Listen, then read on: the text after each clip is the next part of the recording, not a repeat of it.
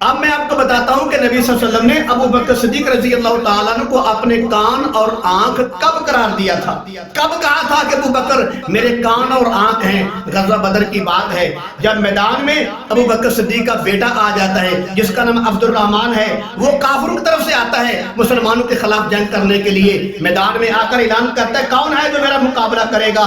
یہ بات سن کر ابو بکر صدیق رضی اللہ تعالیٰ عنہ خود تلوار لے کر اپنے بیٹے کے خلاف لڑنے کے لیے میدان میں آ جاتے ہیں۔ جب جانے لگتے ہیں تو اللہ کے پاک پیغمبر صلی اللہ علیہ وسلم ابو بکر صدیق کو بٹھا دیتے ہیں، کہتے ہیں ابو بکر بیٹھ جاؤ، اپنی ذات سے اپنے گھر والوں سے ہمیں فائدہ اٹھانے دو۔ پھر اللہ کے حبیب نے فرمایا اے ابو بکر تم جانتے نہیں ہمارے نزدیک آپ کا مقام کیا ہے؟ پھر اللہ کے حبیب نے فرمایا ابو بکر تم میرے کان اور آنکھ ہو۔ اس وقت فرمایا ابو بکر میرا کان ہے، ابو بکر میرا آنکھ ہے۔ کہ میرے عزیز بھائی جو کوئی آدمی ابو بکر صدیق کو تکلیف دے گا سمجھ لو وہ پیغمبر مصطفیٰ کو تکلیف ہوگی، کیونکہ نبی نے فرما دیا ہے ابو بکر میرا کان اور آنکھ ہے۔ تو جو آدمی نبی کے کان اور آنکھ کو تکلیف دیتا ہے وہ نبی کا گستاخ بھی ہے، جہنمی بھی ہے۔ تو آپ کو یہ پتا ہے، یہ ساری دنیا جانتی ہے کہ جو ایک جسم کے اعضاء کو تکلیف ہوتی ہے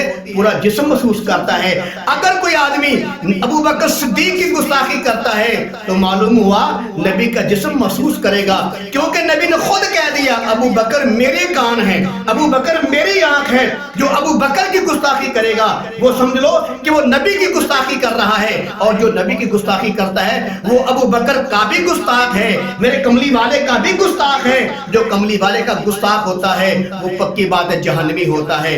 تو معلوم ہوا ابو بکر صدیق رضی اللہ تعالیٰ عنہ کا جو گستاخ ہے وہ نبی کا گستاخ ہے۔